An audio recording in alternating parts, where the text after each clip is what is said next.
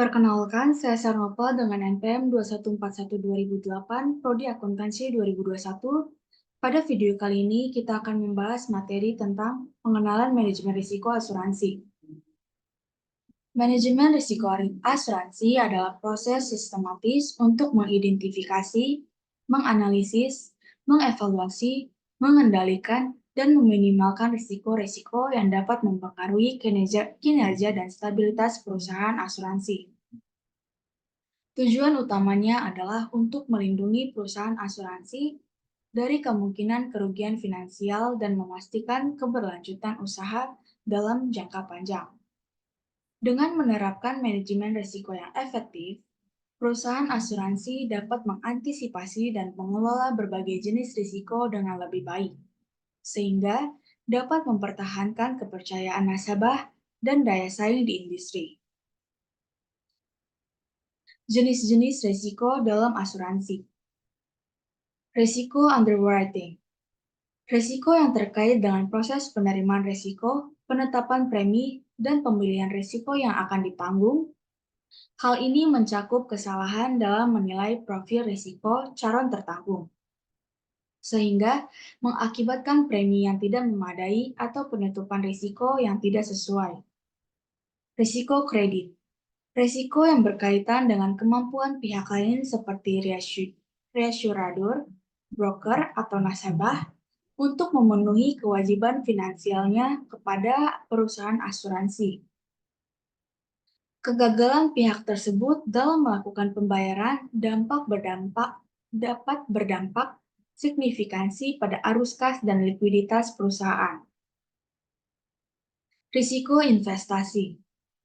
Risiko yang timbul dari kegiatan investasi yang dilakukan perusahaan asuransi untuk mengelola dana premi, perubahan kondisi pasar, fluktuasi harga aset, dan worsening kondisi ekonomi dapat mengakibatkan kerugian pada portofolio investasi perusahaan. Identifikasi dan analisis risiko. Yang pertama, identifikasi risiko. Tahap awal manajemen risiko asuransi adalah mengidentifikasi semua potensi risiko yang dapat mempengaruhi operasional, keuangan, dan reputasi perusahaan. Ini dapat dilakukan sesuai analisis data historis, wawancara dengan pemangku kepentingan, dan tinjauan proses bisnis. Yang kedua, analisis risiko. Setelah mengidentifikasi risiko-risiko, langkah selanjutnya adalah melakukan analisis untuk memahami kemungkinan terjadinya dampak potensial yang dapat ditimbulkan. Analisis dapat dilakukan secara kualitatif maupun kuantitatif, dengan mempertimbangkan faktor-faktor seperti frekuensi, keparahan, dan tingkat ketidakpastian. Yang ketiga, evaluasi risiko. Tahap terakhir adalah mengevaluasi risiko-risiko yang telah diidentifikasi dan dianalisis. Perusahaan asuransi harus menentukan prioritas risiko berdasarkan tingkat signifikansi dan toleransi risiko yang dimiliki. Hal ini akan membantu dalam pengambilan keputusan dan pemilihan strategi pengelolaan risiko yang tepat. Strategi pengelolaan risiko. Pertama, penghindaran risiko. Perusahaan asuransi dapat memilih untuk menghindari risiko-risiko tertentu yang dianggap terlalu tinggi atau tidak sesuai dengan profil risiko perusahaan. Strategi ini biasanya dilakukan dengan menolak menerima risiko yang tidak dapat dikelola dengan baik. Kedua, mitigasi risiko. Perusahaan asuransi dapat menerapkan tindakan-tindakan untuk mengurangi kemungkinan terjadinya risiko atau meminimalkan dampak yang ditimbulkan. Strategi mitigasi dapat mencakup diversifikasi portofolio, penerapan kontrol internal yang kuat, serta pengembangan prosedur dan kebijakan untuk mengelola risiko secara proaktif. Ketiga, transfer risiko. Perusahaan asuransi dapat mentransfer sebagian atau seluruh risiko kepada pihak lain seperti reassurador atau perusahaan asuransi lainnya. Strategi ini memungkinkan perusahaan untuk mengurangi exposure terhadap tingkat risiko-risiko tertentu dan menjaga stabilitas keuangan. Keempat, retensi risiko. Perusahaan asuransi dapat memutuskan untuk menyimpan atau menerima beberapa risiko yang dianggap dapat dikelola dengan baik. Strategi ini biasanya diterapkan untuk risiko-risiko yang frekuensi atau dampaknya relatif rendah, sehingga perusahaan dapat menyediakan cadangan keuangan yang memadai untuk mengatasinya. Perencanaan kontingensi. Identifikasi risiko kritikal.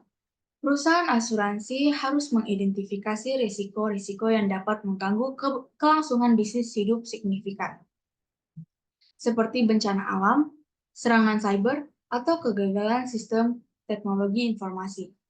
Pemahaman yang jelas terhadap risiko-risiko kritis ini akan membantu dalam penyusunan rencana kontingensi yang efektif. Rencana pemulihan. Perusahaan asuransi perlu menyusun rencana pemulihan yang menjelaskan langkah-langkah yang akan diambil untuk memulihkan operasional dan layanan dalam waktu yang singkat setelah terjadinya gangguan. Rencana ini harus mencakup strategi backup data, prosedur komunikasi darurat, dan skenario-skenario pemulihan yang teruji. Pelatihan dan simulasi. Untuk memastikan kesiapan rencana kontingensi, perusahaan asuransi perlu melakukan pelatihan dan simulasi secara berkala. Aktivitas ini akan membantu mengidentifikasi area-area yang membutuhkan perbaikan dan memastikan bahwa karyawan memahami peran serta tanggung jawab masing-masing dalam situasi darurat. Evaluasi dan perbaikan. Setelah pelatihan dan simulasi, perusahaan asuransi harus mengevaluasi efektivitas rencana kontingensi dan melakukan perbaikan yang diperlukan. Proses ini akan memastikan bahwa rencana tersebut tetap relevan dan dapat diandalkan dalam menghadapi berbagai kemungkinan gangguan bisnis.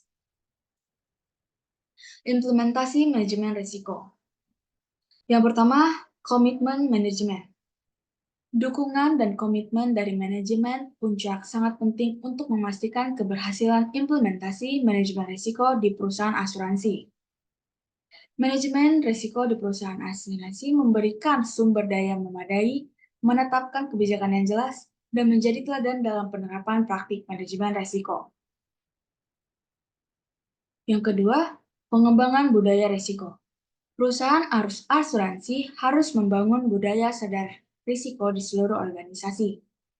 Hal ini dapat dilakukan melalui pelatihan komunikasi yang efektif dan pengakuan terhadap praktik manajemen risiko yang baik.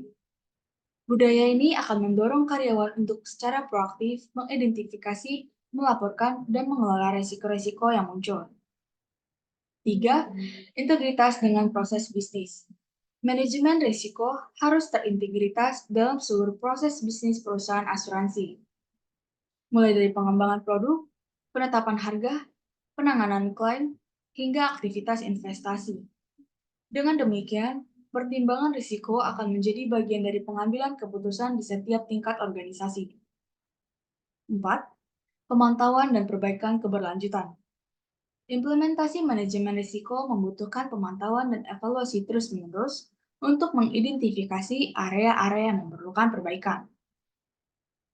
Perusahaan asuransi harus bersikap responsif terhadap perubahan kondisi pasar, perkembangan teknologi, dan risiko-risiko baru yang muncul, serta melakukan penyesuaian yang diperlukan dalam praktik manajemen risiko. Pemantauan dan evaluasi risiko. Dashboard risiko. Perusahaan asuransi harus memiliki dashboard risiko yang memberikan visibilitas terkini atas profil risiko organisasi. Dashboard ini dapat mencakup indikator-indikator utama seperti tingkat exposure risiko, tingkat kepatuhan, dan tren perkembangan risiko-risiko kritikal. Pelaporan risiko. Perusahaan asuransi harus menyusun laporan risiko secara berkala untuk memberikan informasi yang komprehensif kepada manajemen dan dewan direksi. Laporan ini dapat mencakup analisis tren risiko, perkembangan mitigasi risiko, serta rekomendasi tindakan perbaikan yang diperlukan. Audit manajemen risiko. Audit manajemen risiko secara independen dapat membantu mengevaluasi efektivitas praktik manajemen risiko yang ditetapkan, mengidentifikasi area-area yang membutuhkan perbaikan, serta memberikan rekomendasi untuk meningkatkan kinerja pengelolaan risiko di perusahaan asuransi. Tinjauan manajemen. Manajemen puncak perusahaan asuransi harus secara rutin melakukan tinjauan atas implementasi manajemen risiko. Tinjauan ini bertujuan untuk menilai kecukupan dan efektivitas praktik yang diterapkan, serta memastikan kesesuaiannya dengan strategi bisnis dan perubahan lingkungan. Peran teknologi dalam manajemen risiko asuransi. Analitik data. Teknologi analitik data memungkinkan perusahaan asuransi untuk mengumpulkan, mengelola, dan menganalisis data secara komprehensif. Hal ini membantu dalam mengidentifikasi pola, tren, dan wawasan berharga terkait risiko-risiko yang dihadapi. Kecerdasan buatan. Penerapan kecerdasan buatan seperti machine learning dan model prediktif dapat membantu perusahaan asuransi dalam memprediksi dan menangani risiko-risiko secara lebih akurat dan efisien. Otomatisasi proses. Teknologi dapat dimanfaatkan untuk mengotomatisasikan proses-proses terkait manajemen risiko, seperti identifikasi risiko, penilaian dampak, dan pemantauan tingkat mitigasi. Hal ini meningkatkan efisiensi dan mengurangi kemungkinan kesalahan manusia. Manajemen informasi. Sistem informasi terintegritas memungkinkan perusahaan asuransi untuk mengelola data informasi secara terpusat. Hal ini memfasilitasi pengambilan keputusan yang lebih cepat dan akurat, serta memastikan ketersediaan informasi terkini bagi para pemangku kepentingan. Itu saja yang bisa saya sampaikan. Saya akhiri, terima kasih.